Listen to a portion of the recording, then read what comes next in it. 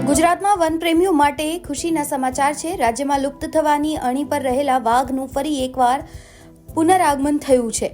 પંચમહાલ દાહોદ વિસ્તારમાં આવેલા રતનમહાલના જંગલોમાં એક વાઘ કેમેરામાં દેખાયો છે, જેનો વિડીયો પણ હાલમાં ખૂબ વાયરલ થઈ રહ્યો છે। આ અંગેની સત્તાવાર માહિતી ગુજરાતના વન અને પર્યાવરણ રાજ્યમંત્રી પ્રવીણ માળીએ આપી હતી।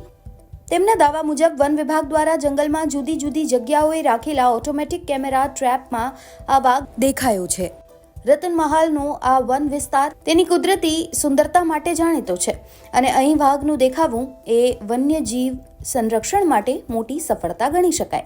गुजरात की धरती पे बाघ का आगमन होना ये हमारे लिए शुभ माना जाता है कि बरसों पहले जो इसकी बायोडाइवर्सिटी थी वो पुनः बायोडाइवर्सिटी जंगल विस्तार की मौजूद होने की वजह से पुनः वो आया है।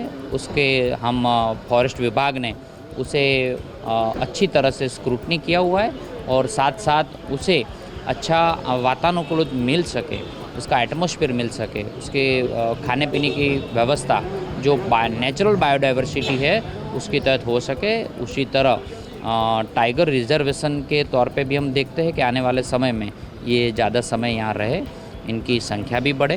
उस दिशा में फॉरेस्ट विभाग ने प्रयास किया है। हमारे मुख्यमंत्री श्री भूपेंद्र भाई और हमारे अर्जुन भाई की मार्गदर्शन में फॉरेस्ट डिपार्टमेंट आने वाले समय में इसका पूरा आयोजन करेंगे कि इन बाघों की संख्या भी गुजरात में बढ़े।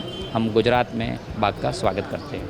વાયરલ થયેલા વિડીયોમાં આ ભવ્ય પ્રાણી જંગલમાં ફરી રહ્યો હોવાનું સ્પષ્ટ જોઈ શકાય છે।